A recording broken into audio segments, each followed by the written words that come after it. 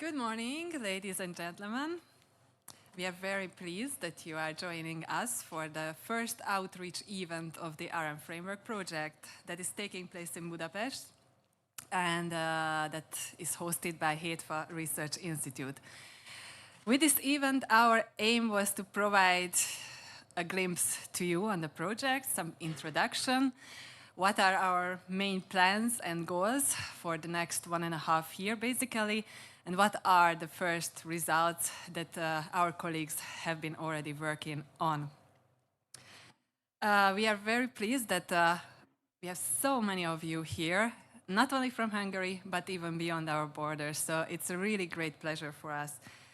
To start this whole event, I would like to ask Gábor Balázs, Managing Director of HETFA Research Institute, to share his welcome speech with you. Gábor, the floor is yours.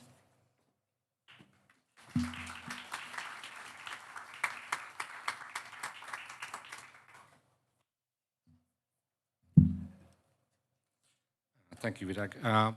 Dear colleagues, good morning, everyone. I am Gábor Balázs, as it was mentioned. I am the owner and the managing director of HETFA Research Institute, and it's my duty to warmly welcome you in Budapest in this outreach event. I guess that the fact that so many of you are here today shows that the importance of the topic is not just important for the HETFA, but also important for the whole European research community. It's a few words how we connected, how we reached this position in this field today. HETFA was founded 15 years ago, a little bit more than 15 years ago, and more than a decade we began to organize research project at European level. And it was very early recognized that organizing a research project at European level or any kind of international level needs more skills and different capacities and of course knowledge how to coordinate and research in this region, in this larger field, which is a very rare skill in Hungary, and also we recognize not just in Hungary but also in our region. So we began to organize projects which try to improve the skills and improve the network in this field. And in the beginning we saw that it will be one project, but then we recognized that it became a stream of projects. And nowadays I guess that I ask my colleagues to write me all the projects what we do in this field, but it's too long, so I will just show some of them which we do in the last 10 years. To see what does it mean in practice. So our project the first project was a formation project, which focusing on the students. We saw that, okay, we have lack of capacity in this project management, so let's train the students at the universities, and then it will be very easy for us to hire them to the HETFA. And well, it was a success story, I guess. First of all, we learned much how the universities are think on research management as a fact, because it was also not a defined professional defined skill at that time, and we have very good connections from that time from academic sphere as well, who participate in our project. Then we recognize, okay, in international projects we need lots of partners, and we saw that in the Western countries, there are some networks which already exist, but in our region, in Western Balkan and East European region, our network is very, how to say, very much weak. So we began to formulate the next project on focusing on this. It's a very tricky name. I don't remember. It was a Western Balkan and V4 project for research management, and then we built our first network in the region based on this project. I think that this was one of the situations we recognized that, well, it's not just our problem, it's not just a Hungarian problem, but we also have on the regional success stories as well in research management. Then we have the MAPIT project, when we connected the Turkish, Finnish, Dutch colleagues together with us, which also a success story. And nowadays I saw many Turkish people here in the room who is join us in the MAPIT first. So I think that this is also a success story that based on this project we can do that. Then 2 years ago we have a next milestone, I would like to say, that we organized the first ambassador meeting of RM Roadmap, which was not just a widening countries story. It was a European project, and we do some important steps on this field as well. And I think that relying on this RM Roadmap project, we began to participate in the European actions which try to professionalize this story. I mean that professionalize the research management scene and try to increase the visibility and acceptance of this profession as a profession at Europe level. And I think that after some other projects, I will not mention all of them, we reach where we are today. So I get the number that 18 countries are represented here in the room, and also some people are in the online sphere. I hope that many of them joining us in this online possibilities as well, and more than 90 people is here. So I think that it's really a success story, and not just European. So we are now in a situation when there are some US expert also in our project, because research is not ended somewhere in the border of a country or border of a region or border of a continent as well. So I think that we have a very important discussion today. We try to put all of our knowledge together, that how the project could contribute to make the research management training and dissemination education programs more visible, more recognized, more interoperable to any kind of research management we have to do. And what is important from our side, and that's why I'm standing here, that this is not the end of HATEFA's activity on research management, I would like to say. So as I mentioned, we spend lots of time building this community, building this activity, and we are very proud that we have a leading position in the widening region in this sphere as well. As one of the Turkish colleagues said before the meeting, that he tried to do a new project, and whatever he sees, that he finds HATEFA everywhere. So yeah, I'm very proud that we can do that. So we would like to be there everywhere, and I'm happy that you are here. Maybe if we increase that, we will be everywhere. But I think that this is not an exclusive position. I think that the building partnership, building network is always an inclusive story, and we try to be part of this network and build new projects. So I wish you fruitful discussion for today, and thank you for all coming here, and also thank you for those who follow us in the internet. Thank you.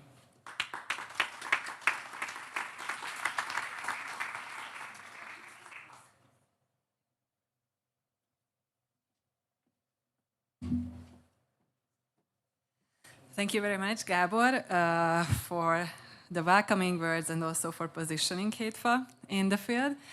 I just realized that I forgot to introduce myself, so now I try to do so. So my name is Virág Zsár, and I'm working as a senior international advisor at HATEFA Research Institute for quite a long time now. And I'm leading the project team involved in this research management related projects. So now, from the welcoming words, we move to get to know the context, and we are really pleased to have you here, Dóra Fekete-Privacsini, who basically coming from the National Research Development and Innovation Office, who is the major research funding agency in Hungary. And she is the head of the Horizon Europe department of the Department for International Cooperation. So they are managing the NCP networks, but also she is representing Hungary as a co-sponsor in Action 17. And this is what she will introduce to us to give the context to the whole project. Dóra, the floor is yours.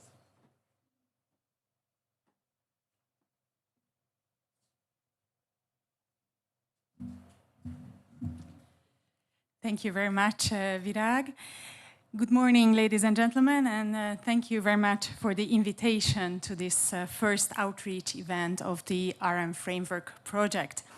As Virag already very kindly introduced me, I'm Dora Pivacsini-Fekete and the head of unit for Horizon Europe at the National Research Development and Innovation Office. And I was invited by the HETFA to give an overview about the European Research Area Policy Agenda and the ERA Research Management Action. And as we are also one of the sponsors for the Research Management Action, and I'm also the delegate for Hungary in the ERA Forum, I'm very happy to be here with you today and to do this short introduction. Okay, perfect. So starting with the big picture, the ERA Policy Agenda is a 3-year voluntary action plan which supports the ambition of reaching a single market for research and innovation across the EU. And it is co-created by the European Commission, the Member States, the Horizon Europe associated countries, and EU-level stakeholders in the ERA Forum.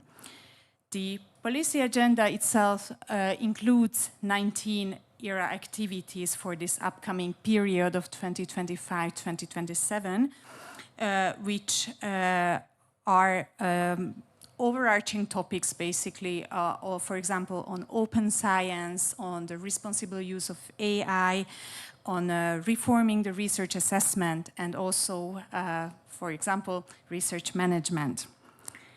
We are very happy to announce that the action on research management for this next period was very much supported, and we will keep working together with all the other actions to achieve a real progress in all these very important topics that are discussed in the activities. Moving on to the research management action. This new research management action was launched on the 1st of October during the ERA Forum meeting. But many of you probably know, and it was already kind of mentioned, that this is already the second ERA action on research management, because during the previous policy agenda of 2022-2024, we already had an action on this topic. So now, this new action builds on the 4 priority areas of upskilling, capacity building, networking, and awareness creation and recognition of research management, of the research management profession. And also, we already had many outcomes in the first ERA action.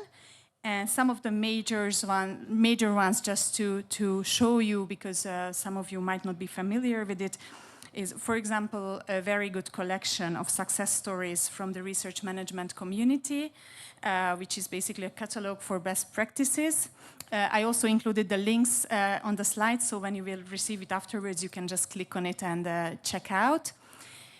A next very good outcome of the previous action is the Cardea Academy, which provides open access training resources for research managers. And may I just ask to put your hands up if you were involved in creating this Cardea Academy? Any of you? Okay, then this is the chance to get familiar with that as well. Also, one of the outcomes was that bottom-up community building, which created regional and national research management communities and ambassador networks together and through the RM Roadmap project, which I'm sure many of you, more of you will know. And also one example of that, and please just let me a little bit advertise our Hungarian activity in this. The National Research Development and Innovation Office also started to organize the Hungarian research management community during the time of the RM Roadmap project. And up to this time, we are still active in facilitating this community. And I'm also happy to see that many Hungarian colleagues from the community joined us for this event today. And one more online tool that you can use in your daily works is the Research Manager Competence Framework, the RM Comp. which defines the skills for research management, and it helps us to give consistency throughout the roles and the different institutions. So we are very proud of these achievements, and I must say that these boost all of us basically in participating in the research management action in the upcoming period, and to move on to the next level and keeping up the good work. As I mentioned earlier, this research management action is also highly supported for 2025-2027, and you can actually see how much support we got. So 20 member states, 6 associated countries, and 11 stakeholder organizations supported the action. And we have also extended the number of our sponsors, because besides Germany and Hungary as member states and the Aurora, in the new period we have 2 more sponsors, EU Life and IARMA as stakeholder organizations. And I can also say that one of the most visible successes is that we gained these 2 more sponsors for the next period. And looking ahead, you can imagine that we will not be bored in the next 2 years, because we have several plans to implement. So with all the events and materials we created in the past years, we are now committed to implement an evidence-based awareness raising campaign in the EU and the associated countries, as well as creating a European charter for research managers that can be used widely.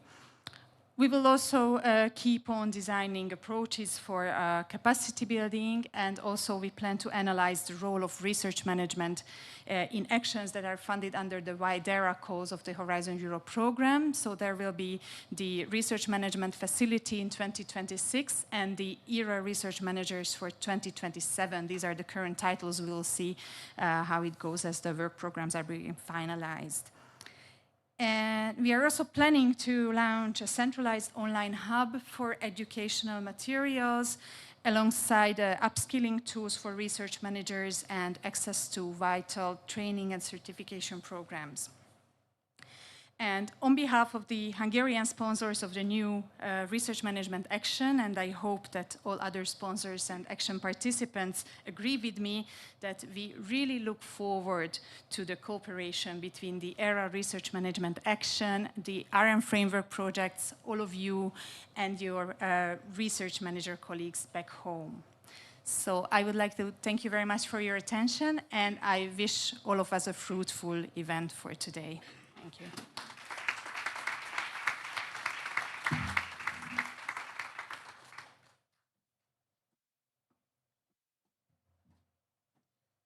Thank you very much, Dora, for the wonderful overview and bringing us into the whole policy context. Now, just very quickly, I would like to ask for some interaction with you. So we prepared a Mentimeter. You will see shortly on the screen, but you can go directly to Menti as well, either through the QR code or just putting into the browser mentimeter.com and related code. If not necessary, I will not read it out. And even the online participants, who are also very much greeted that they are following us. There are now, I think, more than 30, 35. So they can also join us. There will be all in all 5 questions during the events. Now we will start with the first 2, just to very quickly see where you are from. So if you get there, you can add on the map where you are coming from, to see and to show each other the diversity of this wonderful group of participants.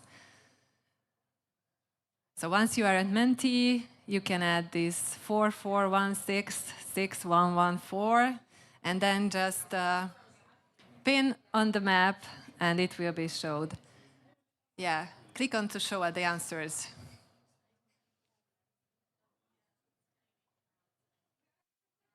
Because if I'm right, there are even some colleagues overseas who are following us, so let's see whether they are with us. probably it's not working the best. Probably with the phone it's a bit hard.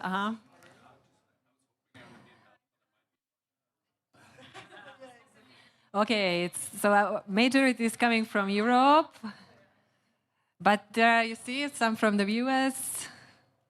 Yeah, someone from the northern, probably it was just a mistake. But anyway, okay, most is coming from Europe. So I hope the Australian colleagues will also join at some point. So anyway, thank you. Thank you very much. We will try to zoom down when we will make the report for this event. And then we can go to the next question, actually. Before we introduce our project, RM Framework, can you name any international, European, or national initiatives in research management training programs? Oh, it was lovely to see formation first. Thank you. So what else? Cardiac Academy, yes, it was already mentioned. ERMA programs, RM Comp, which is a competency framework, NARMA programs, ARMA qualifications, something from Poland. What else? Let's see. RM roadmap, probably it was not directly focused on training, but of course it included components. MMRI, yes, the RI Train Plus project, CHARMA activities. So as you see, and I think it will even grow bigger, there is a really huge number on the field. RM roadmap even had a dedicated report to introduce the existing projects, either at national or European levels. So this is the time when I give the floor to Nick Clayson, who is the Managing Director of ERMA and the Coordinator of RM Framework, to explain us what the project is doing and how we will put into a frame all these existing programs that we are having in research management. So Nick, the floor is yours.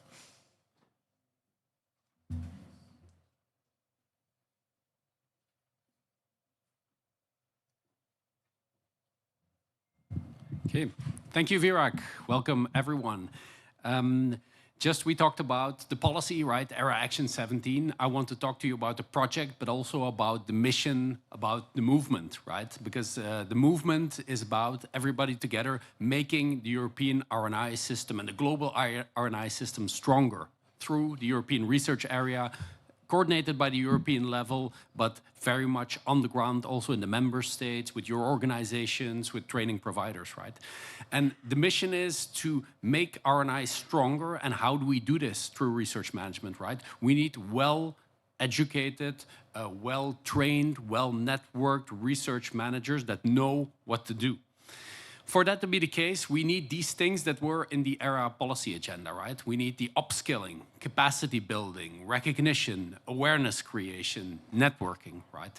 And now I want to say, how does this project, RM Framework, fit into this, right? It didn't start yesterday, it started for some a very long time ago, but let's say for this current momentum, it started pretty much in 2020 in the depths of COVID with the German presidency at that time calling for research management, science management to be professionalized, leading into this ERA policy agenda, the first iteration, let's say, the Action 17, and currently the new policy agenda, the RM action, let's say, so the research management action.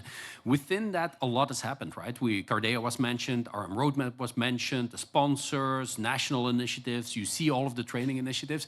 And with this, we have built a body of work, right? A body of work which includes a definition, which includes the skills and competency framework, which includes a lot of data that we have, co-creation reports from the RM roadmap ambassador network, from the system there, surveys that we have done. So a body of work is there because one of the key problems, of course, is that it is a very fragmented place that we are in, right? Everybody is setting it up in the way that it is practical to them, which is of course great, but doesn't allow necessarily for the interoperability. It doesn't allow necessarily for us to recognize ourselves as a profession, in the sense that it is quite different with different titles. Almost nobody is called a research manager, right? It's more an umbrella term, a collection of professions, even if you will, in the relationship to research management. So it's very important to understand our project here, RM framework, in this context, right? We've got this base which is built, and this is the next step, right?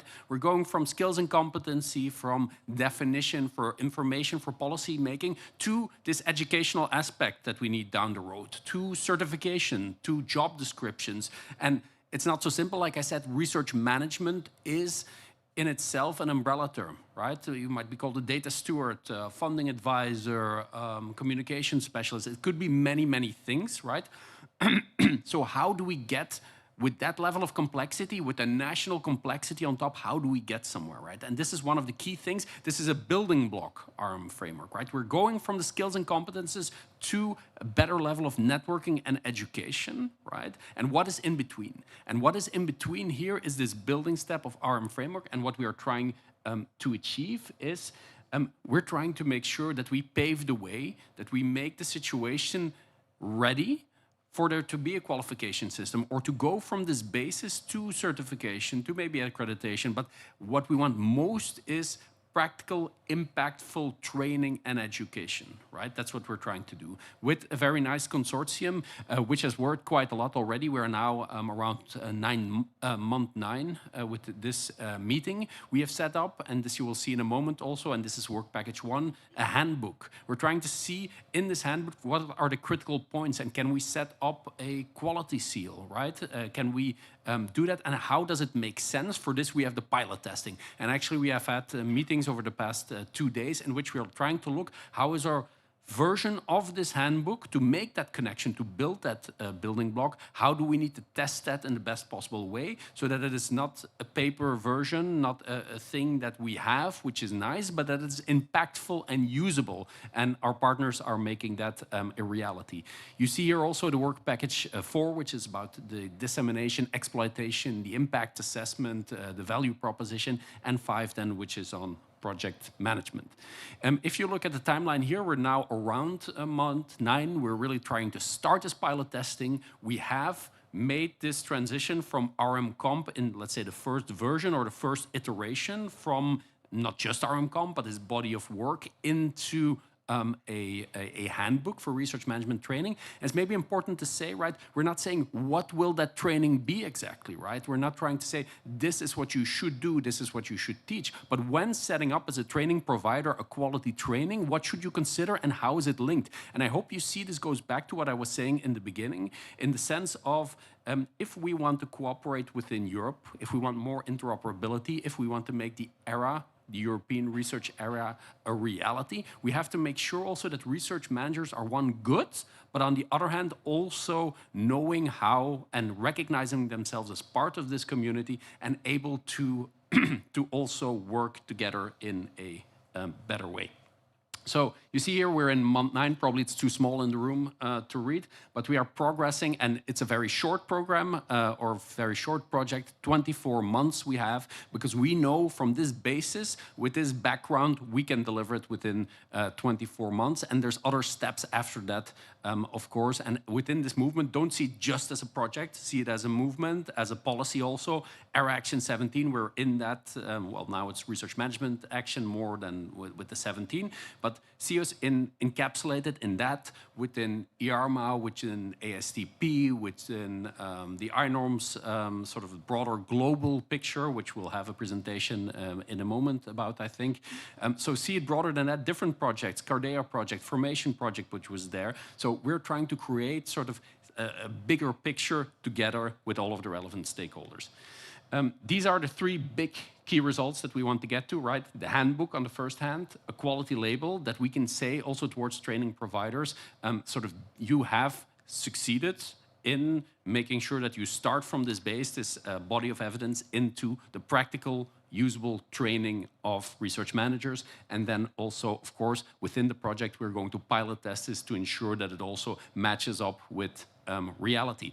We also not just want to do the training, but move, and that's just what my whole story is about, also move into policy, as you see. And this event is, of course, one of the things that is there. The leadership is also super important in this, right? There is sometimes this unclarity on sort of what research management is, how it relates to research funding organizations, to the leadership. The leadership is crucial, right? Because if we want to be an efficient and effective community that strengthens the system, this is a symbiosis, if that's the correct word, but with leadership, with researchers, with other types of organizations, with government, and that's also what we're trying to keep very much in mind. How do we make the system stronger? How do we reinforce each other in a way that we collaborate better at the local level, at the national level, and in the end, at the European level? If you want to learn more about the project, there's many ways. We've got a lovely website, we've got social media, but also more innovative and in with times a podcast. So the first 2 episodes are there. I think in total we'll have 15. So it's nice if you want to go for a more deep dive, go to these resources, go to the website, go to the podcast, and there you can learn quite a bit about the project. So I want to thank you for being here today also, and being part of this movement is very much appreciated. It's going in a great direction, but it can only continue to do so as people support it across countries.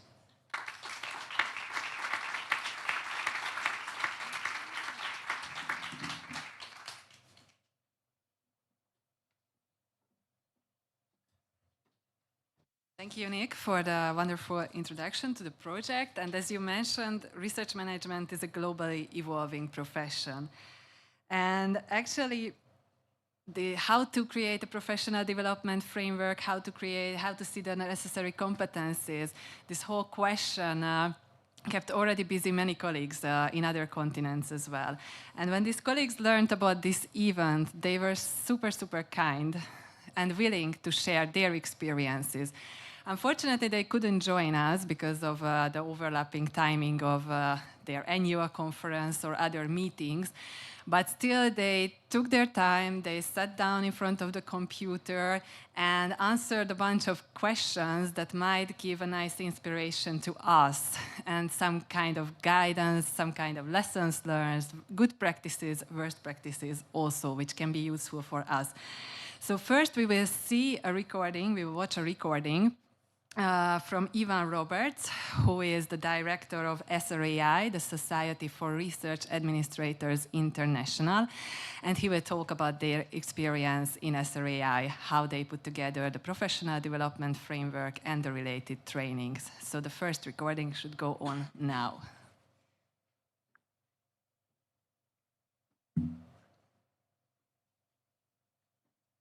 Hello, Virak and the RM Framework team. Thank you for the opportunity to share our experience developing a professional development and competence framework for research management and administration. We call ours Level Up. You asked 8 questions. I'm just going to take them in order. And the first is, what were the key considerations in developing our competence and professional development framework? When we began this work, our intent was simple but ambitious: to create an accessible, interactive program that could meet professionals where they are, whether just entering the field or advancing deep into their careers. We weren't just designing training, we were building a shared language for the profession. The goal was to help professionals understand not only what they do, but why it matters, how the many components of research management connect across the life cycle, from proposal development to audit and closeout. We wanted the learning to be engaging, purposeful, and lasting, something that equips people not only to perform their roles, but to see themselves as part of a larger professional identity that supports discovery itself. Your second question was, which actors or stakeholders were involved in the process and how did they contribute? This was a deeply collaborative project. It drew on the strength of our entire professional community. Senior leaders provided a strategic vision and alignment with broader professional goals. Teams of subject matter experts developed content across 29 topic areas, from pre-award to compliance, post-award, and research impact. Our thought leaders then guided editing and peer review through alpha and beta phases to ensure quality and consistency. Once completed, volunteers developed assessment question banks and knowledge checks to reinforce understanding. To sustain quality, we established a 4-phase maintenance plan that includes periodic expert reviews to capture changes in policy or law, routine audits for outdated information, and full-scale revisions when major changes occur in funding or regulation. That commitment ensures the framework remains not only relevant, but continuously evolving alongside the profession. Question 3 is what guided the design of trainings linked to the different elements of the framework?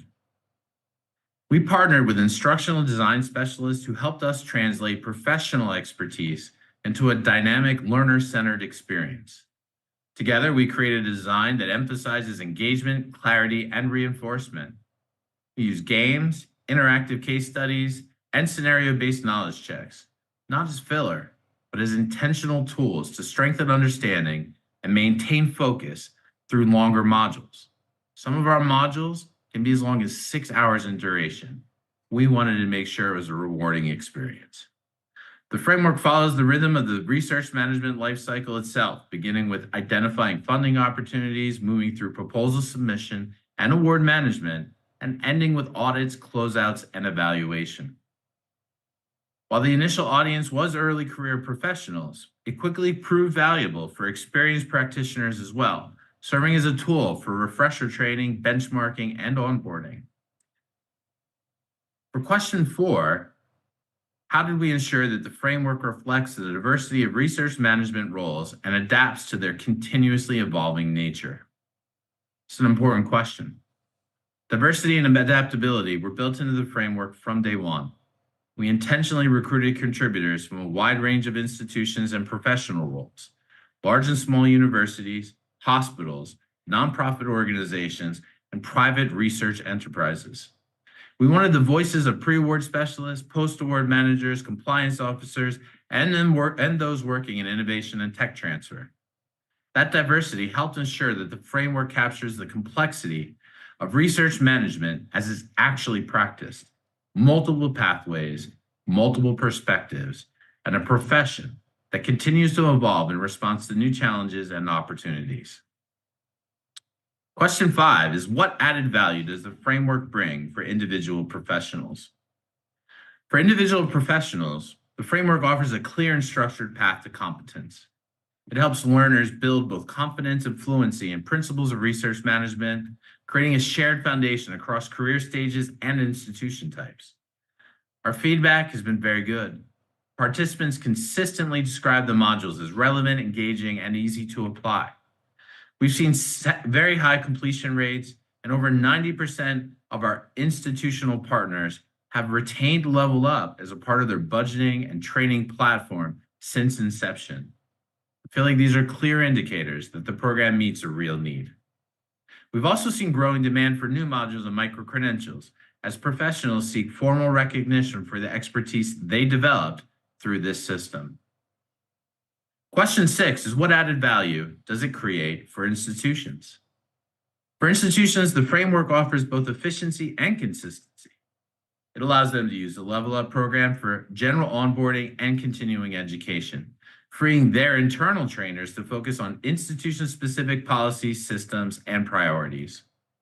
That means cost savings, better resource allocation, and a more unified understanding of standards and expectations across staff.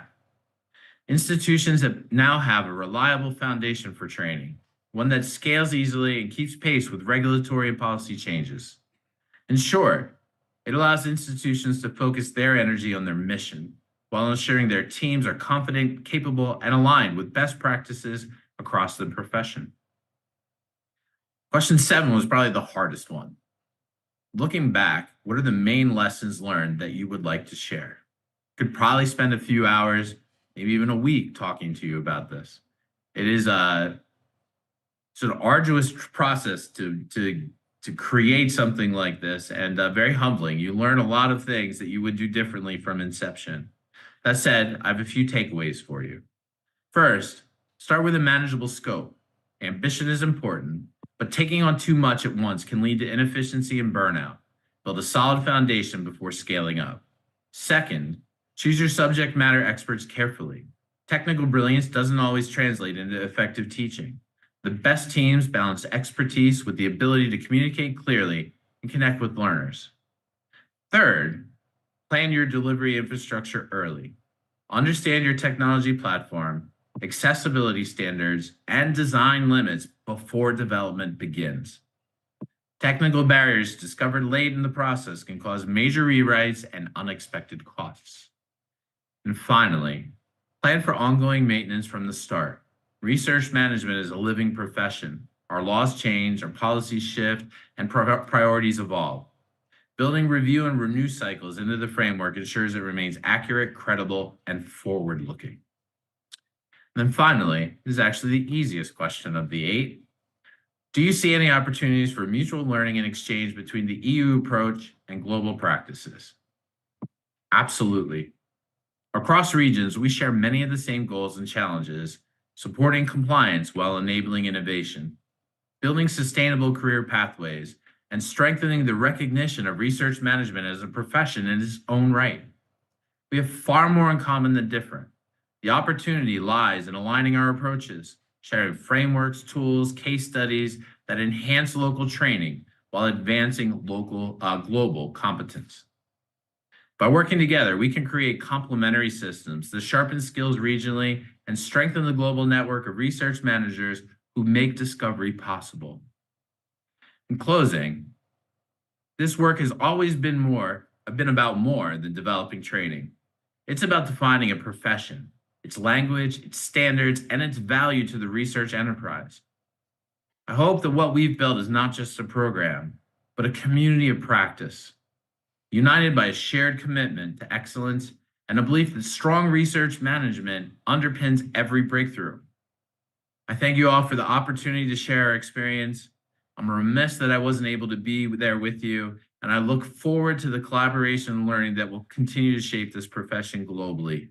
Good luck today. I hope you have a wonderful time together and make a meaningful difference in our profession. Thank you.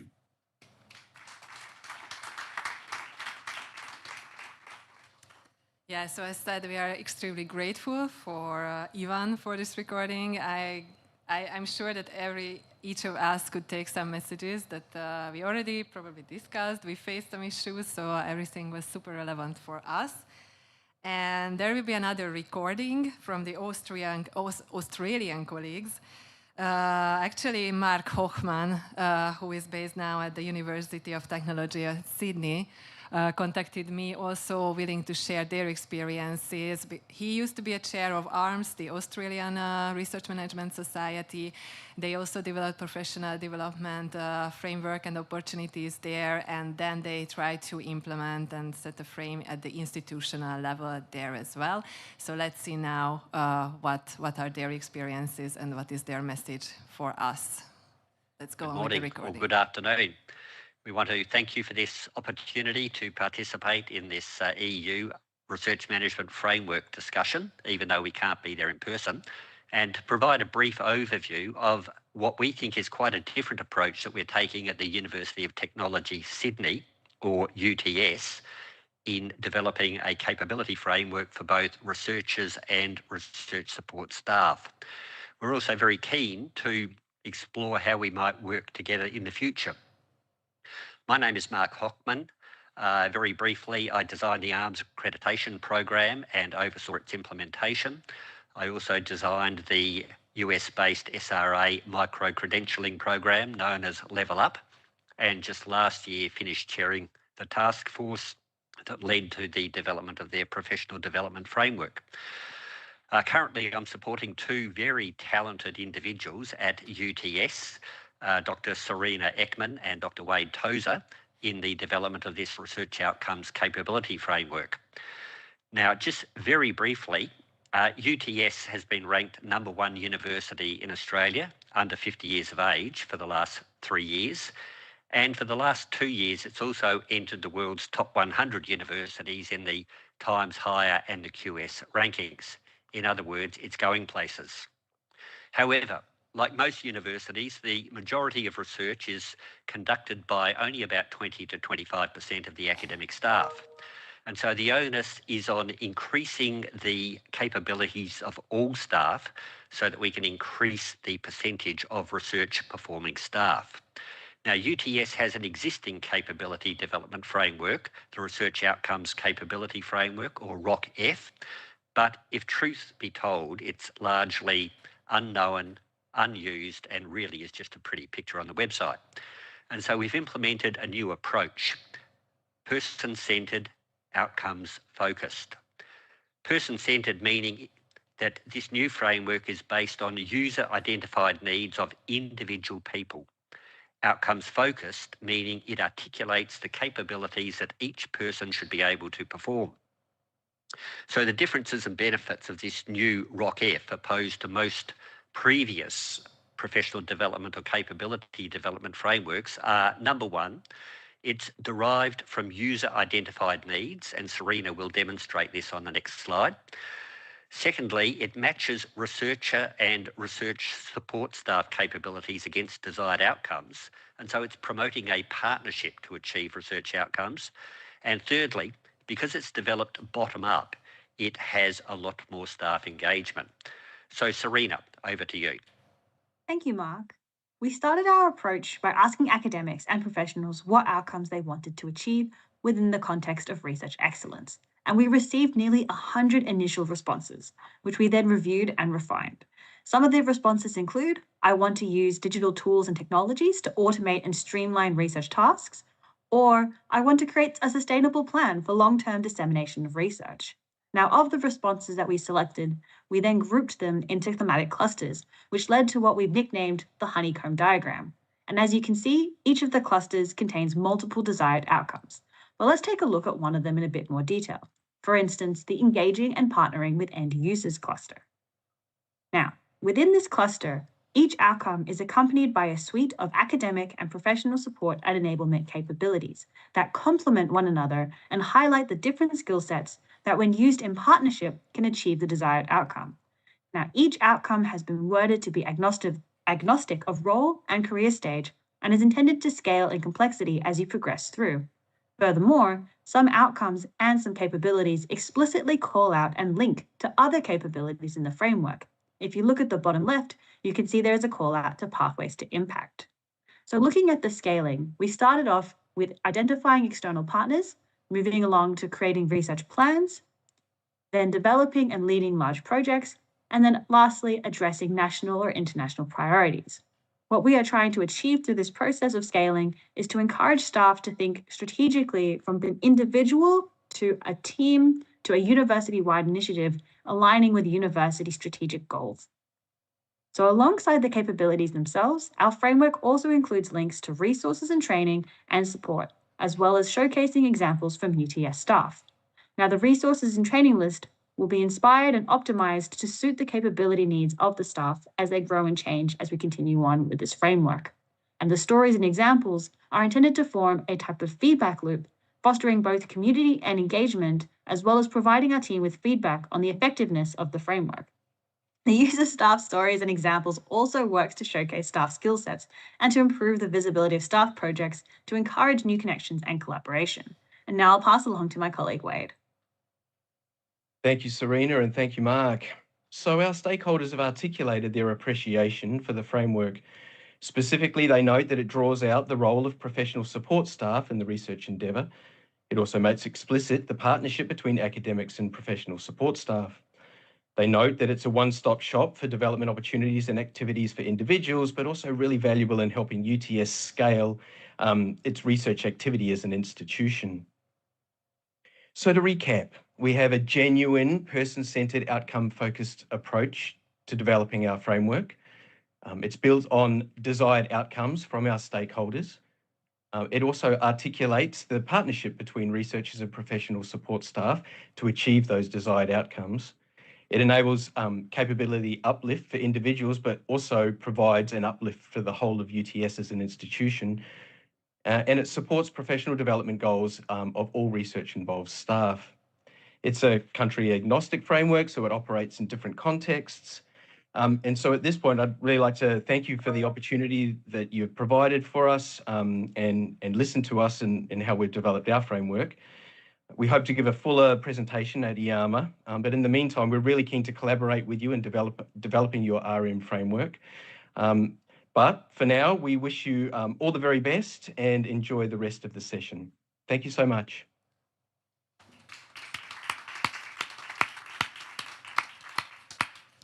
I think we can be also very much thankful for the Australian colleagues as well. All these kind of inspirative examples and good practices can help us a lot. Of course, we don't have to reinvent the wheel, but really see what is working at European level. But before going there, I would like just to ask you to go for the Mentimeter again. So grab your phone and let's see the third question. So what's the one thing you found the most interesting and inspiring, either about this Australian or the SRAI example? Pardon? The same code, so the code is, I mean, if you go back, you should find the Mentimeter. The code is 44166114. You don't have to name the example, but what was the most inspiring for you? That's the question, or most interesting, or what is your takeaway note from this? Okay, so learner-oriented approach. This is something that we also discussed actually with the partners. Structured methodology, person-centered approach, again, outcome-based approach, that they are flexible, tailor-made, systematic, participative approach, complex approach, the methodology they found. If we can scroll a bit down, probably we can even see more.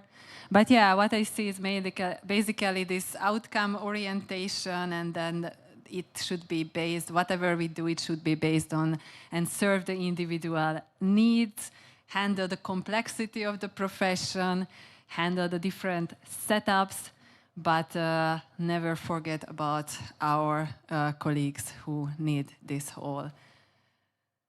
Thank you a lot for joining us. And now I would give the floor to our project partners to give an overview what is the current state of the art in Europe, what are the gaps that we have to address, and how we plan to address. So our presenters coming here are Anna Royon-Weigel from the Center for Science and Research Management from Germany, and Niklas Rauterberg, who is project manager at the University of Osnabrück.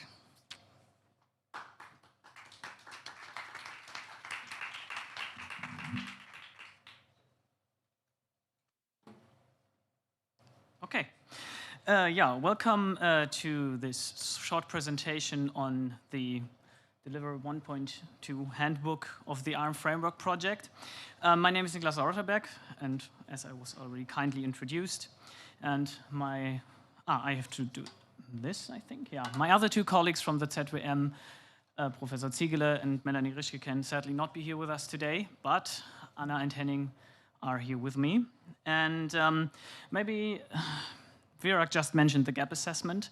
At some point, we decided that what the ZWM is developing and what Anna and Henning are developing should be part of the handbook, the ecosystem and the gap assessment. So that's why we incorporated this in the same presentation. So Anna will shortly take over after I talked a little bit about what the handbook is about.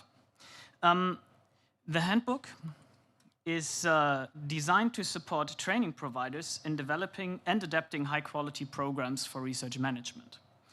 And our goal is to contribute to the professionalization of this ecosystem. And as was mentioned before, we have a lot of momentum in this area at the moment. We had former projects like Roadmap and ARM Competence Framework, and we want to expand on this and make a tool in the handbook that makes these former projects and what they delivered more usable in practice and very practice-oriented for training providers to use. And we know that research management is very differently understood across Europe, and that the handbook cannot be a one-size-fits-it-all thing. So we try to make it as adaptable as possible, and that's the goal what we want to achieve. I want to go into a little bit of detail in the table of content of the handbook. So we have an introduction, like in all documents like this, where we explain the frame of the handbook, who is it for, how you can use it, and how it will be used in practice.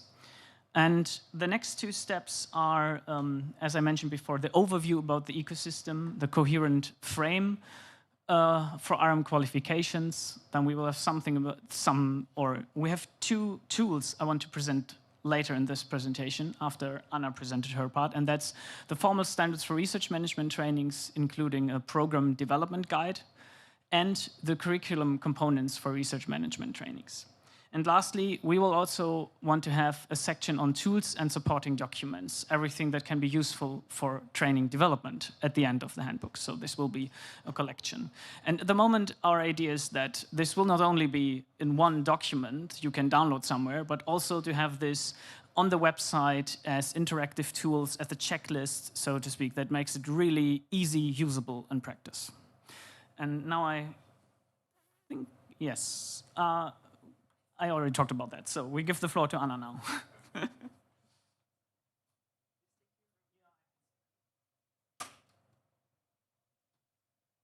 have to be careful with the microphone. Okay, hello.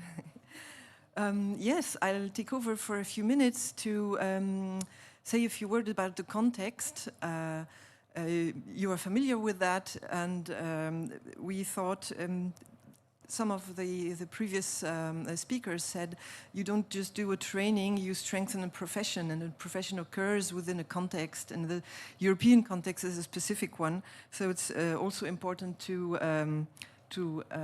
underscore it. So we've been mapping this ecosystem, trying to understand what's there already regarding structures and how the profession is lived concretely in practice today. And also the challenges that are actually have to be met by research and research management, such as internationalization and funding competitiveness, the broader societal, sorry, I'm French, societal impact that accelerated this professionalization for research management. So this explains the evolution more and more towards with dynamic roles, very dynamic roles, constantly emerging areas and strengthening recognition. But in Europe, this shift from a kind of, let's say, assisting invisible workers towards a more recognized profession has been uneven across Europe for many factors, many reasons. Also historical, but this role expansion is today very, very strong, and many various projects are also working towards professionalization. So today the profession has a more gained a more strategic dimension regarding project development, impact strategy, science communication, ethics, research data management, and so on and so on. Up to leadership of organizational research strategies. So it's a highly dynamic field, probably, so it's also a challenge for the handbook to have something, an instrument that is adaptable and that can cope also with this dynamic evolution. While we map the ecosystem, is something you probably know already, but the vision over the whole European field is extremely fascinating regarding the variety of situations and context or institutions in which research managers work. They work mostly in higher education institutions. Some research showed that, but also in non-university research institute, companies, public-private partnerships, independent research foundations, and charities, and so on and so far. So also in a very extremely different context, institutions, small institutions, big institutions. So very often they are required to cover many various areas simultaneously, wear many hats, so they need a broader set of skills and knowledge at the same time.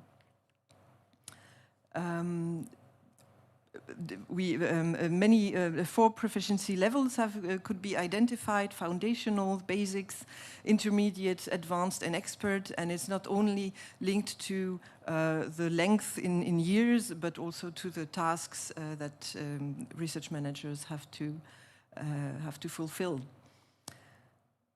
We have also a very important aspect as a support also for the development of the profession, this growing network of research management organizations, sectoral networks, new national organization associations emerge every few weeks. And we have more and more robust communities also who support, who are very important to drive also this standard setting, the training, mutual support. And we have experienced this here during the past 2 days in a wonderful way. Various initiatives and projects have been already cited and mentioned many times that have really been decisive and essential for what we are doing today within the RM Framework project. And what has been also mentioned is this highly diverse training and qualification landscape. I suppose even when we use the word training, you know, we all speak English or try to. And when we have the word training in our head, we think we speak about the same thing, but we probably have different landscapes in which we still think. So we have a need for dialogue and for kind of clarifying together what we mean. And is referring to this common language that was mentioned before by the representative of SRI. So regarding the qualification frame, as I said, understanding the origins and how this all evolved is crucial for trainings and for training providers to address qualification needs. The wide range of institutional contexts that have to be covered within one country, sometimes within one branch, and so on, is also important to be addressed, so that the career opportunities can be delivered, and the demands and different competencies can be also addressed across different environments. There are still gaps, and we are trying step by step to fill them. This fragmented qualification landscape, which was already addressed, the idea is now to develop this coordinated and common frame for research management qualification, both having a kind of coordinated approach, a frame together, but still allowing for a lot of diversity, flexibility, adaptability. We want also to, we need more interoperability, this was mentioned too, meaning we need to have fine criteria that make our trainings comparable all across Europe.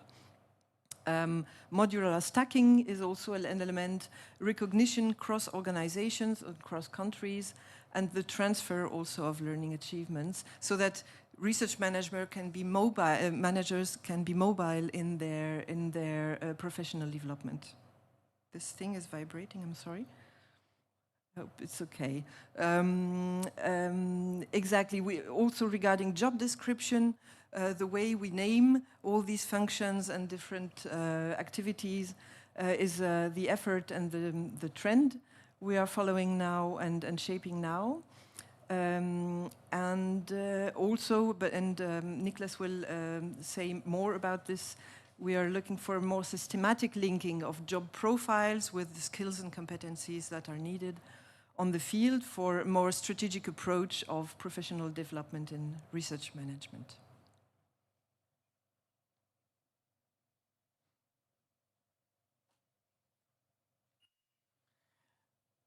Okay, so I want briefly to talk about the formal standards we envision for the handbook. I just listed a few, but we are mainly focusing on something that's already been around for several years, the Bologna process. And I think there's a few very important aspects in there. For example, the focus on qualification frameworks, and we luckily have a qualification frameworks for research managers now with the RM competence framework. Also, the ECTS, I think, is still an interesting tool that can also be used for research management trainings. We are at the moment thinking about to not only applying this to the working hours, but also think about some sort of currency that can be applied to practical experiences as well. But that is a brainstorming that happened on this event, so we are not so certain how this will look at the end, but it's at least a very good idea. What I want to now show you one of the tools, and then I will talk about the second tool as well. So one of the tools we want to use in this handbook is a program development guide. I'm not sure if you can read all the steps. That's not as important at the moment. But what I can say is that this is structured in 3 steps, more or less. It's the program concept phase, the program planning phase, and then the implementation and management phase of a program. And since obviously we cannot envision every business model, just to make one example, that is out there, we focused with this tool on each of the sub-steps. We have a sort of guiding questions.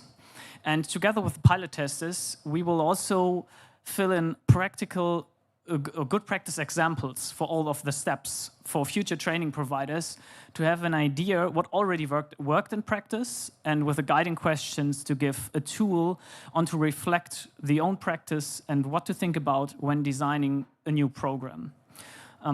Yeah, so that's basically what this section is about. And the idea is to give a kind of checklist that you can do step by step. But also it is important to note that depending on the context, it's probably not necessary to do all of the steps or only do parts of some steps.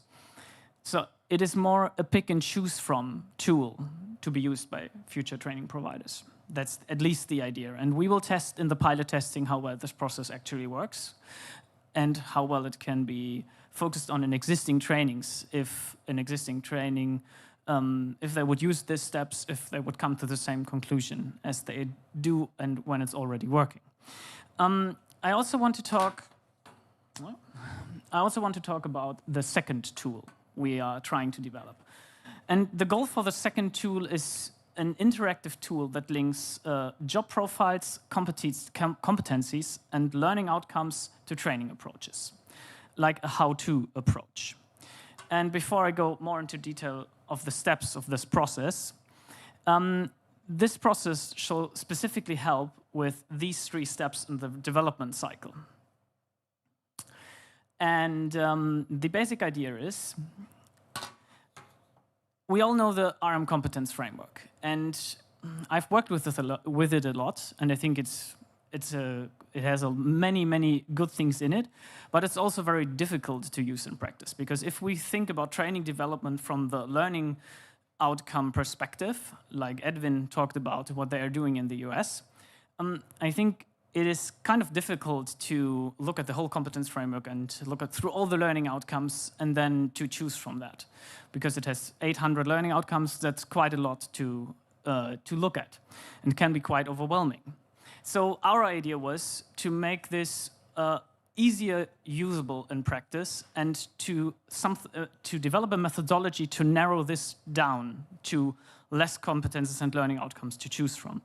And our idea was that we are linking 2 former projects together, the RM roadmap survey and the competence framework. Because in the RM roadmap survey, we have these 13 areas of research management. And so what we did is that we mapped the competences listed in the survey to the ones of the competence framework.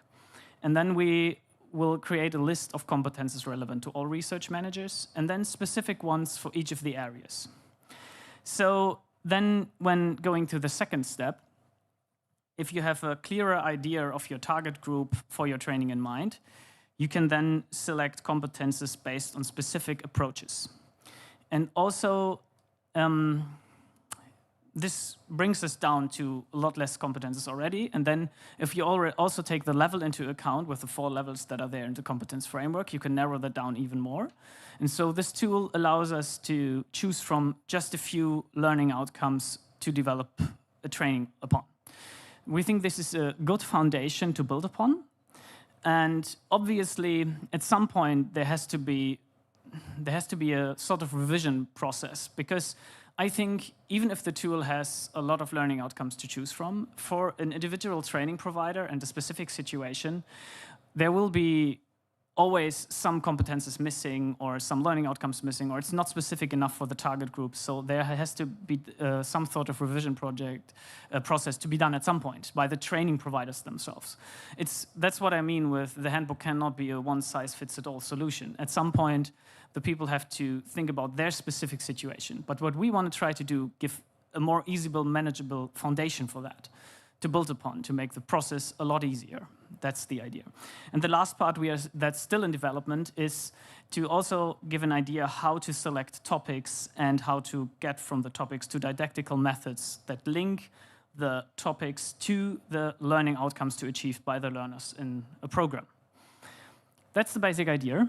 I know this was very short introduction to the process. There's a lot more behind it. If you have any questions regarding this process, you can ask me during the lunch break, and I'm happy to answer any further questions regarding that. Yeah, and that brings us to the end of my presentation. Thank you all for listening.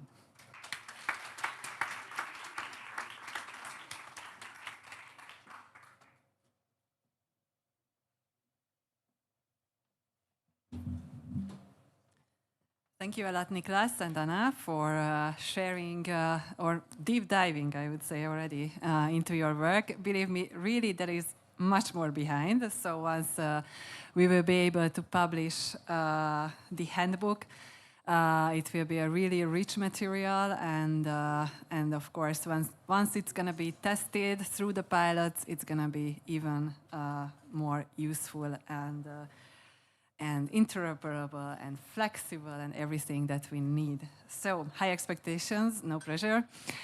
Thanks a lot also for keeping the time limit, so we are quite in time. And now we are turning to the roundtable discussion, and I would like to ask our experts to take a seat on the stage. So first we are having Henning Rickert, who is Managing Director of the center, already mentioned, Center for Science and Research Management in Germany. Please. Take a seat. Yeah. Anywhere you wish. Just please, just be in your comfort zone.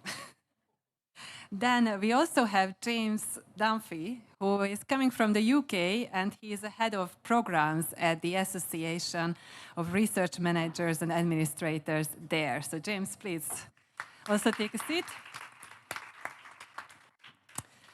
And then we have Esther Ashlock-Kéthei, who is a research funding advisor and trainer at the University Medical Center in Groningen, the Netherlands. Esther. And last but not least, we are having Theodora Konak, who is head of professional development at EARMA, the European Association of Research Managers and Administrators. And if everything goes well,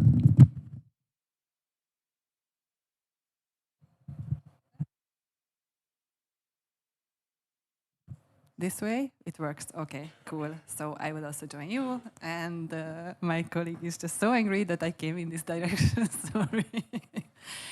So first and foremost, I'm really honored to have you all here. Probably I will sit a bit in this way to be able to see you all. And first of all, I would like to ask you to introduce yourself briefly. So who you are, where you are coming from, what is the organization that you represent, and please introduce very, very briefly the trainings that you are having there. Let's start with Esther.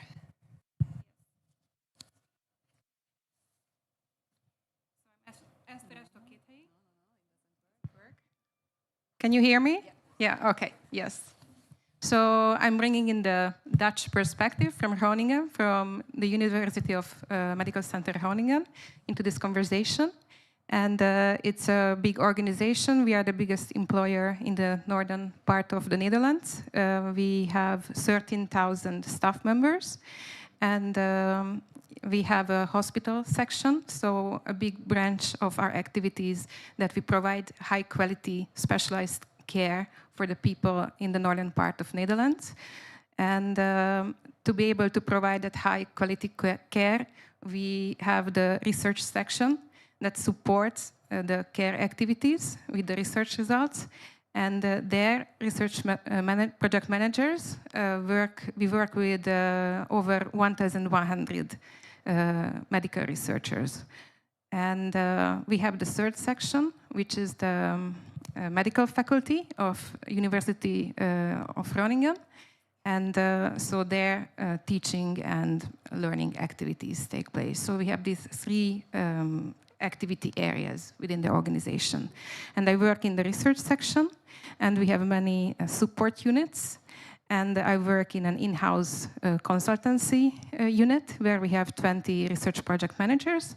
And we do pre-award and post-award activities. And at the same time, I work in the grant office where I am in charge of the training development and delivery of the UMCG Grant Navigator training program.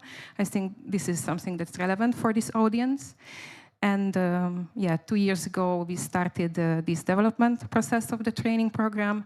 And we identified what are the common pain points, struggles of researchers when they want to go for funding. So we have a pre-award focus with this training program. And then we identified 17 struggle points, pain points. And then we sent out a needs analysis questionnaire to researchers themselves to ask if we have any blind spots or maybe we don't see things. And then we just wanted to double check what are the common pain points that they have. And then based on their feedback, we narrowed down the subjects into 7 subjects. So because our line of thinking was that we need to start from the researchers, what struggles they have, and once we know those, then we need to train research managers in those subjects. And yeah, so we figured that they really need help, researchers really need help in getting an overview of the funding landscape and how to move from a reactive thinking to a more strategic thinking. So we developed a workshop on how to build a grant strategy. And as well, they need help in how to demonstrate innovation value in proposals. And we teach them storytelling in research because they are used to scientific writing, and proposal writing is a very different writing genre. And yeah, impact design and impact writing, that's a real need. So these are some of the topics that we covered. Definitely, super interesting. Thank you very much. Henning.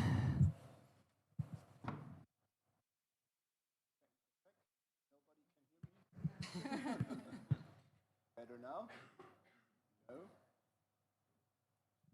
Need some assistance? No, okay. You can hear me, I guess. Okay, thank you. Yes, I'm Henning from Germany. Hello to everybody. I'm coming from that famous organization, Center for Science and Research Management. And well, personally, I've been working in the field of science management for more than 25 years now. First in a private consulting firm, then I worked as a science manager as such in a German university, leader of the Department of Strategy and Development, and for about 6 years now already, I switched to ZWM, the Center for Science and Research Management. And our organization is a non-profit stakeholder organization providing services in terms of training, consulting, networking for the field of science and research management. And in that function, for example, I have been working in the ERA Action, already mentioned today, and will be working in the ERA Action as part of the German sponsorship, DORA, together with you and many others in the room, and we also partner in the RM Framework project. What else did you ask? What kind of trainings are we doing? Well, a lot of trainings. Research management is just one part of what we are doing. For us, it's part of a bigger picture we call science management. But in the field of research management, we have some basic course for the entry level of research management, modular course, which is in a blended format, having on-site sessions and also online sessions. And we try to, say, equip people coming to the profession with a baseline set of skills for their profession. And we have a number of specialized courses which we try to keep to the actual challenges we have in the field, for example, research security or doing research for military coming up as a new field, but also other things like core facility management and other stuff. I think that will do. Many thanks. Theodora. Hi, hello. Oh, you can hear me. That's wonderful. Learning from experiences of the previous speakers. Hi, I'm Theodora. I'm coming from Poland and Bulgaria. I live in Vienna and I work in Brussels. For IARMA, the research managers and administrators, I'm the head of professional development. IARMA is a non-profit organization. It's a platform of exchange. It's very nice, we hope, space and place for networking, for sharing good practices, sharing bad practices. And also a professional community. We are very proud that we have over now 9,000 registered participants. We have over 350 member institutions, and they're spread across more than 35 countries, mostly from the EU, but also associated countries. And we are even more proud to celebrate our 30th anniversary this year. About the trainings, very briefly from my side, because we are now in this year, this is a very special year for us. So to answer the very rapid dynamic development of the research and innovation landscape, but mostly the really growing need of our community, we are developing and aiming to offer a novel, flexible model that combines both open access modules and online certification, in-person, hands-on practical workshops, and also continuing our very successful mentoring program. And this all will be, of course, aligned with the RMComp, so the research management framework for competencies, and the RM framework project, also our previous coordination project, the RM roadmap, and other very important initiatives such as the formation project that was mentioned here, and our sisters project, the CARDEA Academy. So we are working on the pilot test right now, aiming to start the full entry-level foundational RM1 program latest in the beginning of 2026. So a very exciting time for us, and we hope that we will deliver something of an exceptional quality and value to the whole community. Thank you. Definitely. Thank you a lot. James. Hi. Hi, everyone. So I'm James. I'm from ARMA UK. I'm head of programs. I'm really honoured to be here today, so thank you for the invite, and also thank you for calling me an expert. That was a little bit uncomfortable for me. So anyway, really pleased to be here at this exciting first event, and hope I can come back for the second. So ARMA UK, we are the membership organisation for research managers. We have 3,500 members. I'm responsible for developing the training and development programme with our members, for our members. And just to reflect back to Nick's talk, I'm pleased to say we do go through concept, planning and implementation of our full programme. So we have a range of topical and skill-based training and development workshops for a range of career stages. This includes 10-minute introductory topic videos to full interactive workshops, online workshops, and a more in-depth qualification program, which I'll talk a bit about later. We also offer a mentoring program. I'm also really keen on the quality of our training, so I've introduced new Train the Trainer program for our trainers to go through, and all of this is aligned with our own professional development framework, which we recently refreshed, and it also is complementary to the RMComp framework, which is good and helpful. And I think I'll probably stop there, just say all of our training is designed to build the skills, confidence, and knowledge, and networks of our community. Thank you a lot. Thank you a lot. And now I would go to some specific questions to each of the speakers, and starting with Esther, because you are coming from a large research performing organization. You mentioned that you have more than 1,000 researchers, while you have limited staff in the research support office. You already mentioned that you always focus on what are the researchers need, what needs researchers have. But then how can you reflect on or how can you adjust this? So how can you address the needs of your research managers, and how can you train them that you can meet their needs as well? Yes, so the best way is to ask them. Mm-hmm. And we have a long-term initiative related to this. About 10 years ago, my coworkers did internal needs analysis among research project managers. And based on that, we have this long-term tradition that as part of the onboarding training, each research project manager gets a training on the logical framework analysis, which is like a project planning method that's used by the European Commission. Because on a daily basis, we do planning events, brainstorming events with researchers. And when somebody comes and starts this profession, research project manager profession, they need tools, methods, how to facilitate these brainstorming events. And the logical framework analysis is a very helpful way of structuring these discussions. So that's part of our onboarding training. And another thing is that is given as a possibility to all research project managers in our team is intervision. So it's like a support group held by a psychologist. So every second month we have the chance to come together for a 2-hour session and look at specific cases that happened in the past period, like conflict situations or tense situations. So this is more the soft aspect of our work. So we don't feel alone in it. And we just share about the difficulties or even about the successes. And this is a guided way of sitting together and then zooming out, and we can help only with questions. So yeah, these are more long-term initiatives.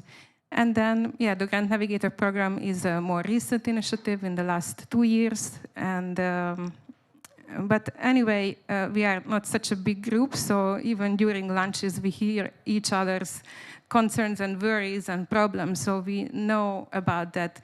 For instance, impact design, impact planning is really a need. We need to train research project managers in that because it's a black box, it's a black hole for researchers. They really need our help in that.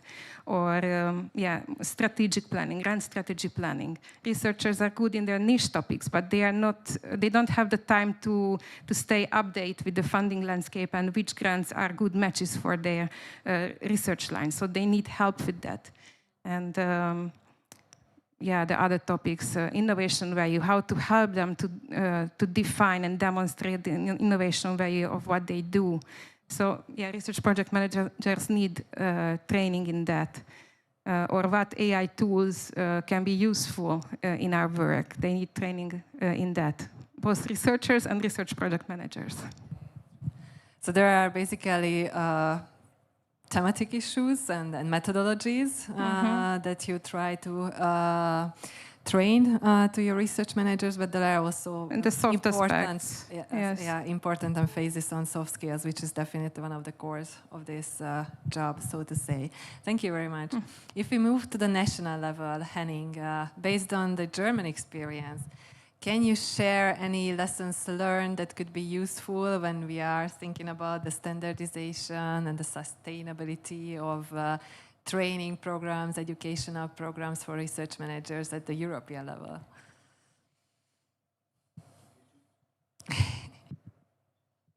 You hear me? Yeah.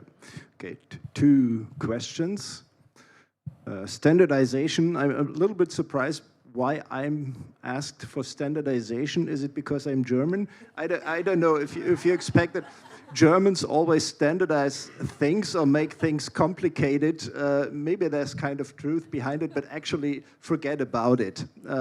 We are in no way different from you in your other countries, wherever you come from, in that way. On the other hand, standardization is not the solution for what we are doing in here. I hope you don't see it that way. What we really need is a kind of, I referred to Evan Roberts before, a shared language. What we need is the common understanding of what we are doing. what we need is a framework, an umbrella that creates a core body of processes, a core body of understandings, what we are doing, a core body of, well, say, tools which we can use, but not at all the one-size-fits-all standard, for example, in terms of a training curriculum or stuff like that. So I would encourage all of you and encourage all of us to keep things flexible, to create these core things we need, and we are working on that, for example, in the handbook, in this wonderful project here, but keep things open and keep things flexible as well. Standardization, in a way, is done by the ECTS system, for example, by the Bologna system.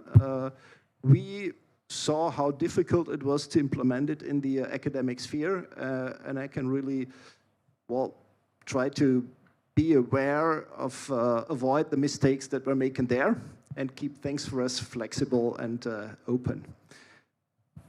Sustainability, second sub-question. Yeah, this is important, I would say. And in terms of making a training sustainable for us, what is important is be convincing. Be convincing means have a good product. Have a good product in terms of content. Have a good product in terms of methodology. Have a good product in terms of your training stuff. Have a good marketing and communication. Have good examples. Have good testimonials, and have a network of alumni, for example. The most important distribution channel for us at a commercially working training providers is our alumni, and is the word of mouth propaganda and recommendation they give us. So sustainability is much more important than standardization. And this depends on the quality we do, however it is, flexible, different, diverse, but this is important. Yeah, thank you. So basically standardization referred mainly to the quality aspect, so how we can still guarantee a common quality standard there. But definitely for sustainability, we also need a value, right? We have to identify the value and we have to communicate the value. Okay, now turning to James, again, still at the national level. So I mean, basically ARMA has developed probably, I think, in the continent, the first professional development framework. You just mentioned that you have updated it recently. So what is your experience, how such a framework can help raising the recognition and the awareness on the profession, but basically the recognition, so how it is viewed? So the professional development framework brings professionalism and recognition just through helping people see that they're part of something. And the way we use it, so there's quite a lot of lessons that we learn from updating it and reviewing it and bringing it out, including just making it usable and useful. So really demonstrating people and talking people how they can apply it and how they can use it to improve their own, both their personal development and their team development. It's no use having a big document that sits on the side. It needs to be something that people are actioning. And then alongside that, we've got our qualifications program. So our qualifications program is accredited. And again, that brings a certain level of credibility to the sector. So we've got evidence of people who have come into the sector and they've started the qualifications program, and it's kept them in the sector. So it's about feeling part of a sector that values the people that work within it and is invested in supporting their professional development. We've also got anecdotal evidence that our accredited qualification program has helped people progress within the sector as well. So as well as providing them with an opportunity to develop their skills, reaffirm their learning, the completion of the certification, and it is assessed, and that's quite an important point because the assessment helps people demonstrate that they've understood the skills and they've applied the skills. And this element of assessment and certification has actually enabled people to go for promotions. So people have actually progressed within their own institutions based on the fact that they've gone through this qualification. So I think having the framework at the top and the training aligned with this, and having accredited training underneath that really helps build credibility of the sector and supporting people to be the best they can be in the sector. Yeah, thank you. So, I mean, there were many important words like retainment, progression, career path, everything that can help that people just don't leave the profession, right? Thanks for sharing this. And now if we come to the European level, you already mentioned, Theodora, that now you're working hard to develop online learning materials, open access, and then provide certification, everything that can also help research managers across Europe. So, I mean, if we look at the different nationalities, countries, institutions, what do you think? How a shared EU-level competency framework and even some either accredited or micro-credential-based or ECTS-based, whatever kind of program can support research managers at European level? So what kind of support could you add next to the national efforts or institutional efforts? Thank you, Virak. So I think that it's also, I'm reflecting on what the previous speakers were saying here. So I think that in a way the role of IARMA as, let's say, the provider at the European level, it's much more complex, because then we need to somehow put together all the fragmented, very diverse institutional and national settings. So at the same time, I wanted here also maybe to reflect very briefly on the rationale for us to provide this open access platform, because this is one of the biggest and innovative, or let's say, novel aspects that we are now building. So it's really reassuring for me to hear also what Henning said before, and James. So first of all, the shared EU-level competency framework. So this is that is actually the essential building block. This is how we see it.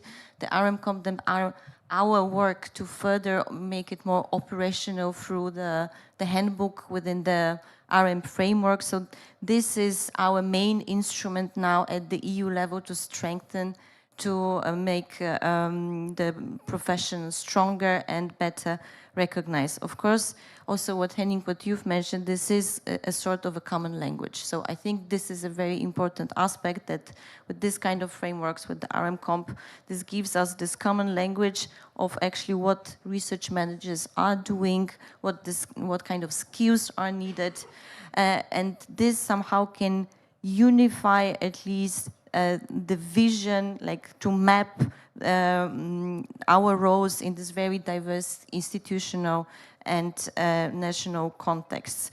At the same time, what James was mentioning here, I think it's also very important, the recognition, this recognition creates some sort of a transparency on both the individual level, so this helps individuals to understand where they stand, and at the same time helps institutions understand how to recruit, how to train, how to support their staff. So IARMA's ambition, of course, in this is to enable cross-border mobility and comparability or interoperability. Oh, I cannot pronounce this word, I'm very sorry. But I hope that you know this is one of the buzzwords right now. At the same time, of course, we look and we want to strengthen the flexibility. So we want to implement a modular approach, a very flexible approach, and some sort of certification that will allow people to get, let's say, a fast track towards achieving this kind of portable, recognizable certificate. So these elements actually somehow supported our vision of creating, developing, and of course investing in this integrated open access approach, new models, also working together with an open access platform, because I think that this is the only way how we can multiply impact from on the EU level. Thank you. Thank you, Theodora.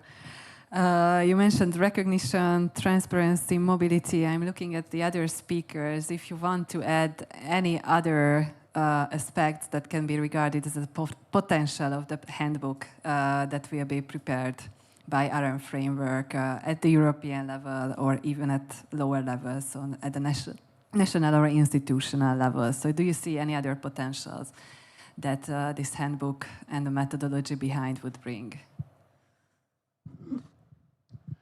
I think consistency will help drive quality as well. So that's a really important thing for the sector. Credibility, consistency, and quality will help professionalise the sector for all. And I think that's it's a really good thing. Thank you. Anything else that you would add? Henning? Yes, I'd like to answer this question in terms of two dimensions. There is a, say, direct dimension, helping training providers to do a good job. Not in the term of giving us a recipe for good trainings. Yeah, it is, like pointed out before, more a process guide, a how-to guide. But the second dimension I'd like to stress is, and that is related to that, how do you call this, Nick? The bigger picture of all the projects, of all the streams going on the European level right now. And if we perform in doing good trainings and upskilling research managers well, we also contribute to recognition, we contribute to networking as well. We had this, should I say wonderful? No, we had this leadership workshop a couple of weeks ago, or a month ago in Brussels. It was amazing that not so many leaders came, and I think leadership recognition is still a big challenge about that. And by doing good trainings, we can also show that research managers are having a value added, a huge value added to the ultimate goal of bringing forward the European R&I system. And what I would also like to say, when working on a handbook like this, it's not just a project for a solution to come. It's already part of the solution. Yeah, thinking about it, coming together, networking on that together in that co-creative sense we are doing it. Yeah, exactly. Esther, do you want to add anything? Yeah, on my behalf, I would reflect on the competence framework because the handbook is still work in progress. So, and the competence framework is already laid out. And from an institutional perspective, I find it useful. I took a look of the competences and I started to place a cross where we already have some training. And then, so to me, it looks like it's a good self-reflection tool. It can be used as a self-reflection tool on an institutional level. So where are the gaps where we need more training? So we could identify the competency areas. And at that point, we need to reflect if it makes sense for us to develop our own trainings related to those competency areas, or it's better to take a look outside and just outsource those trainings, because probably that's cheaper. So for me to be here, part of the reason why it's interesting, because I learn about what trainings are already out there.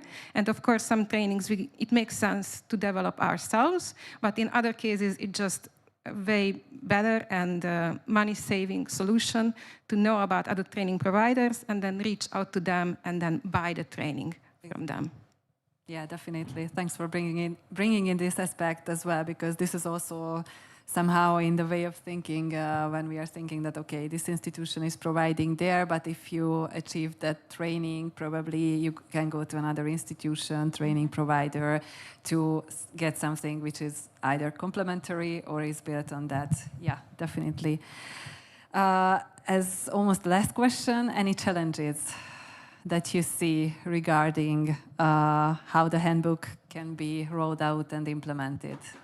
James. Yeah, a couple.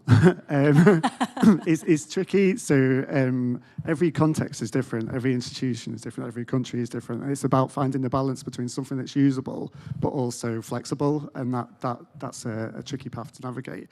So I suggest the pilot stage is really key, and sharing the learnings from that and demonstrating success and building awareness, so it doesn't stay on the shelf or on the web. It just continually engaging people with it and showing how it can make a difference and how they can use it. So I think the challenge is the flexibility versus the sort of, you know, the reality. But we can overcome that just by constantly sharing case studies and successes and things like that. Thank you. Any other challenges?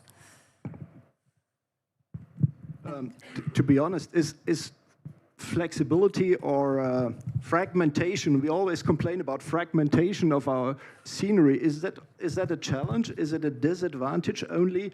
I think it's a richness also. Yeah, it's a rich landscape we have in terms of research management in regional and national diversity. And it's a big chance, I would say, to make this live.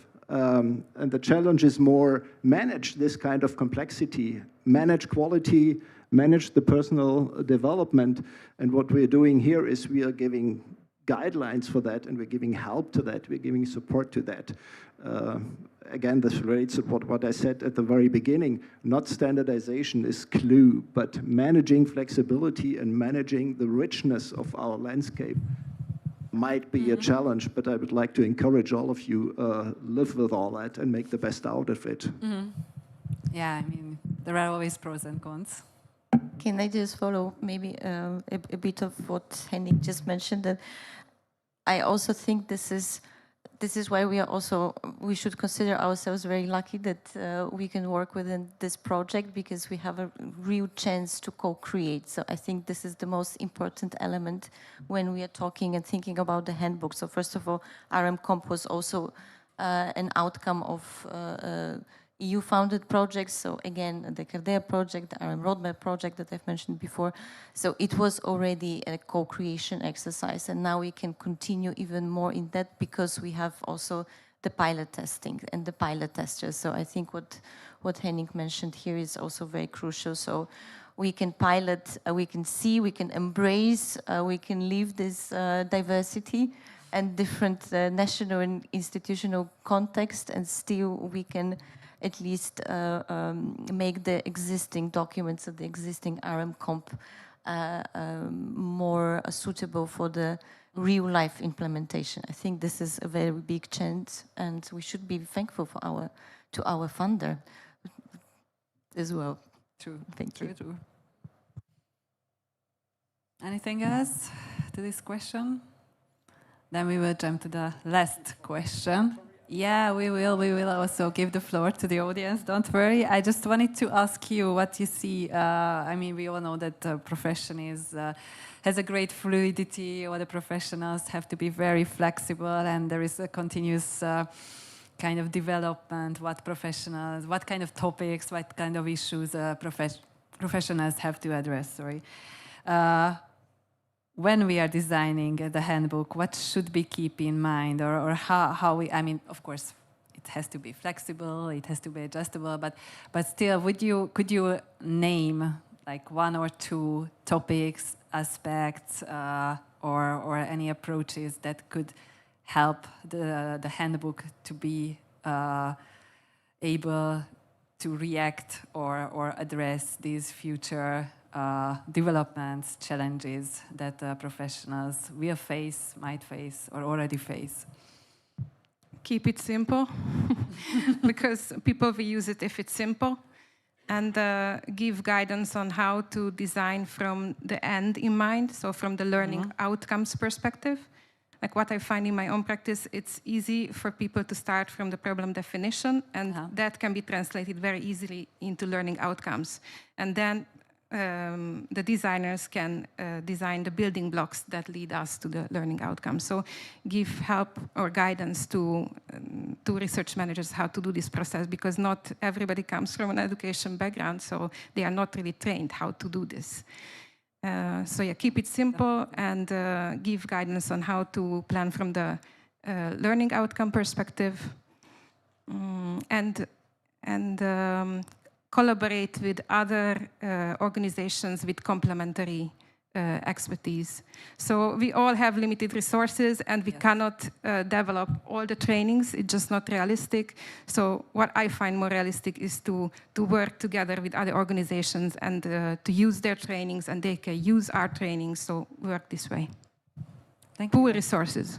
Thank you. Just before I give the floor to Henning, I would like to ask our colleagues to go to the Menti page, because if you go to Menti, you can ask already questions from the speakers that I will read out.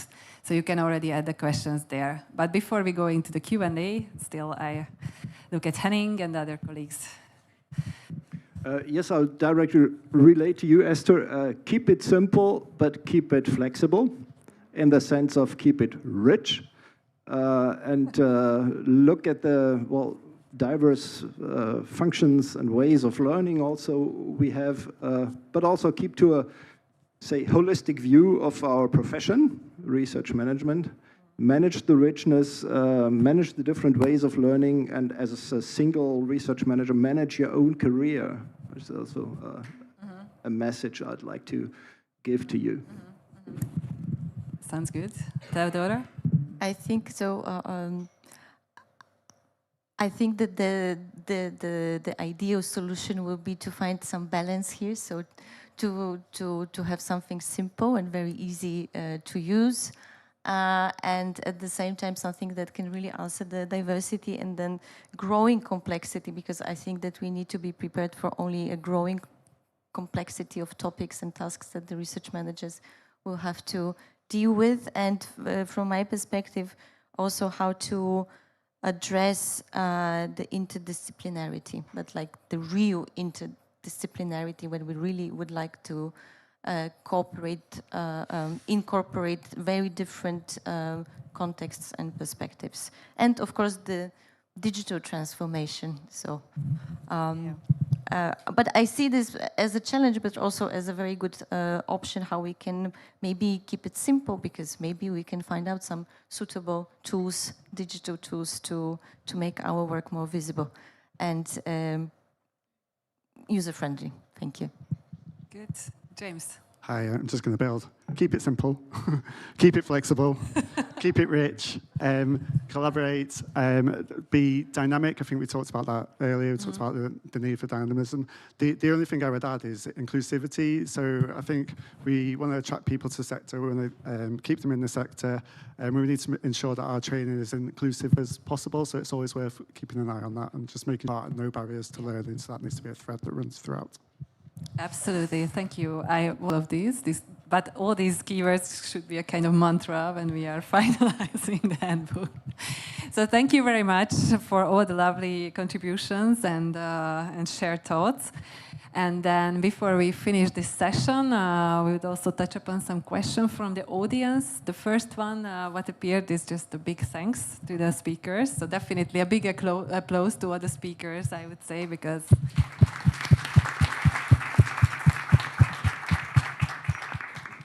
And then what we had to Esther, I guess, so there is a question regarding that, do you distinguish between project manager and researchers? Who leads projects and who leads the projects, researchers or managers? Yes, when it comes to training, we train them together.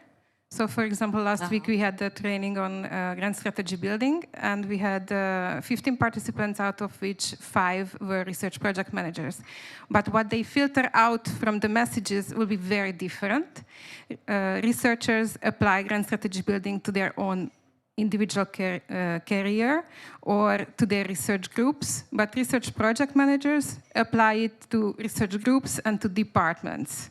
So it will be very different how they use the knowledge that we share with them and the methods.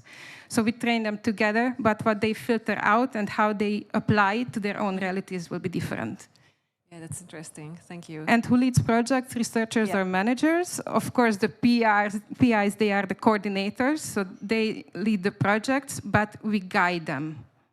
And we help on the way, and we facilitate the brainstorming sessions with international partners when we set up consortium projects. So who leads here? Yeah, I think we lead as well. So basically, the support you provide is not only pre-award, but also post-award. Yeah. I think the next question is to Henning. So, do you consider having a holistic approach is compatible with keeping it simple?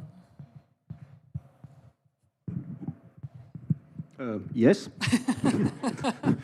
That's what I tried to mention before. If so, how?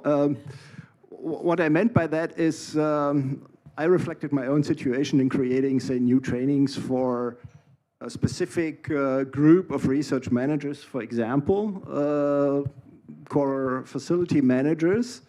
And what helps me in doing so is getting back to the overall big landscape and the overall definition about our profession and research managers. How is all that integrated into a bigger whole? So I don't have to deep dive into, say, too many reflections. What are these people doing at which moment? But I can relate it also to, well, a bigger whole. And the projects we're working in are very helpful to do that. And this is what I meant by it. It gives us a kind of, how should I put that, a kind of, well, view on the whole profession, and we have a better chance to localize what we are doing when we are creating a certain training for a certain target group. And that's what I meant. Yeah, okay. Thank you very much for the explanation. James, do you want to add anything? Yeah, just the whole concept of a framework is having a holistic view that is designed to keep simple. An overly complicated framework is not an effective framework, but a good framework should be holistic, should keep it simple, and give people sprinkles of inspiration and the boundaries that they can work within to apply it to their own context, I think. Yeah, clear. And a question that we can never skip at any event. So how AI and LLMs shape the research management competencies and roles in the future? The floor is open. I think our human critical thinking is more important than ever. What I see in proposals, it's tragical. It's tragical what I receive from PIs. Like if they generate the content with AI, I just simply return it, like don't do it. So we get together and we generate the content together, and then I want them to use their own critical thinking first, and once that's generated with our own human minds, and after that we can move on and use generative AI to make it nicer and grammatically correct and whatever, but not the way around, because if we do it the way around, then it will become a generic rubbish. So, yeah, we are still learning a lot how to live together with AI. Very practical experience. Any other thoughts? Sorry. We've got some experience of implementing some AI training for research managers. And it was, as you can imagine, it's one of the most popular events. Off the back of it, we wanted to revisit and see what else we could do. But it's just become clear that it's too broad to deliver in one event, and we're not completely sure what people need or what would be the most benefit. So we've actually set up a working group of people who are working on AI and research management, special interest group, and we're going to use that to develop some sort of member insight, sector insight, to establish which parts can we make the best difference for the sector and for them, because it's so broad. You could be delivering AI training all year round, and I have asked AI what training AI we should give, and then I just disappeared down a wormhole. So it's better to build the insight and make it as focused as possible, because at the minute it's quite broad.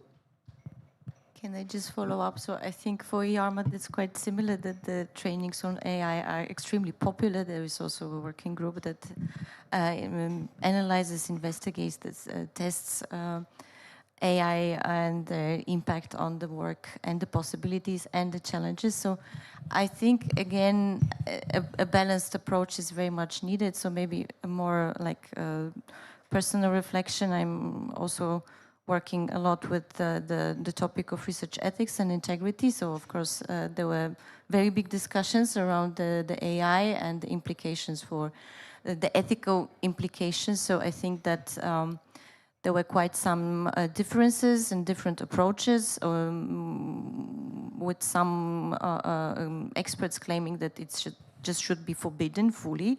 Others saying that it's just not feasible. So we just need to find a balance, and then we need to learn, and we need to improve the ways and the tools itself, and just somehow to find a practical way in which then can help us, I guess. Thank you.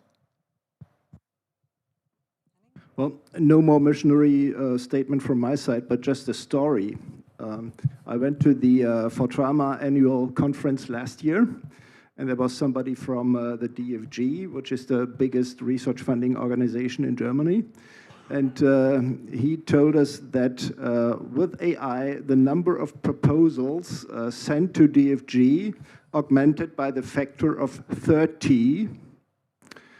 So huge amount of new proposals coming to them simply because it was possible to generate a massive number of proposals using AI.